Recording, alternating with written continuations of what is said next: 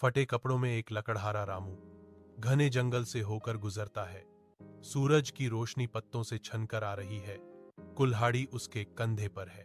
वह नदी के किनारे लकड़ी काटता है। प्रत्येक शक्तिशाली वार उसके कठिन परिश्रम को दर्शाता है, जब तक कि कुल्हाड़ी फिसलकर गहरी नदी में नहीं गिर जाती। हक्का बक्का रामू नदी किनारे बैठ जाता है। उसकी आंखें निराशा से चौड़ी हो जाती हैं, मानो उसकी सारी संपत्ति उससे क्रूरता से छीन ली गई हो। रामू हताश होकर नदी के किनारे बैठा है। उसका सिर उसके हाथों में है, निराशा में डूबा हुआ है, क्योंकि पानी से एक दिव्य प्रकाश चमक रहा है। नदी से एक तेजोमयी देवी प्रकट होती हैं।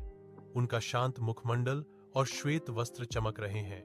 वे पूछती हैं, लकड़हारे, तुम इतने दुखी क्यों हो? देवता सुनहरी कुल्हाड़ी के साथ फिर से प्रकट होते हैं, जैसे रामू लालच की एक चमक को दबाते हुए कहते हैं, नहीं, वह मेरी नहीं है। देवता नदी में एक बार फिर डुबकी लगाते हैं। उनके हाथ में रामू की पुरानी घिसी हुई लकड़ी की कुल्हाड़ी है। रामू की आंखों में खुशी की चमक आती है।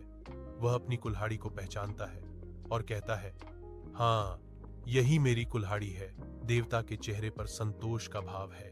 वह कहते हैं, तुम्हारी ईमानदारी से मैं बहुत खुश हूं।